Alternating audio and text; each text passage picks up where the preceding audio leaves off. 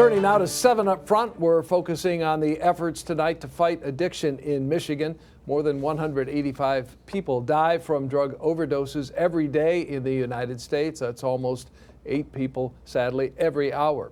We're joined tonight by Linda Davis, founder and executive director of the nonprofit Families Against Narcotics. Linda, thanks for being here.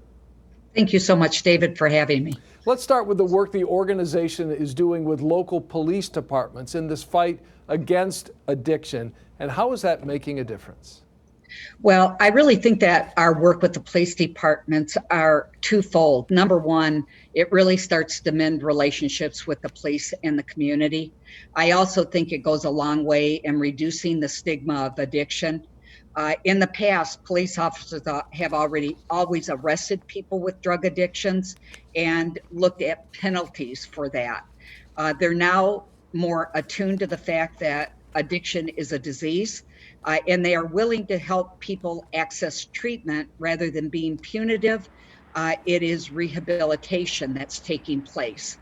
So we're working right now in the state of Michigan with 101 police departments. We have 69 police departments in the state of New York that we are working with. And we have 2 different programs that involve police and law enforcement in the effort to fight addiction. An important step for sure. Now, your family has been touched by this terrible problem. Is that experience what moved you to act in order to help others through this? Absolutely. And one of the reasons that addiction has grown so huge in this nation is because it's a silent epidemic.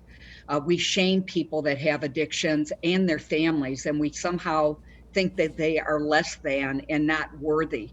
And so when people speak out that have their own family experiences, Denise Illich has done that, Ken Daniels has done that, I have done that, then people are more free to talk about addiction, and people are more willing to then be accepting of it, and it starts to reduce that stigma. We are not what, quote, people think families look like that have people with substance use problems in them. And so when we are really open about talking about it and that journey and how painful it was and how difficult it was to access treatment, we open the door for many more people to take advantage of it. Stigma is the #1 block for treatment. And Linda, to that point, what other resources does FAN provide or offer to families? And what's your advice if families suspect a son or daughter may be heading for real trouble? Yeah, it's not something that you can handle in your family. It is a disease. You would never think of treating cancer by yourself, or COVID or diabetes. You would turn to professionals for help.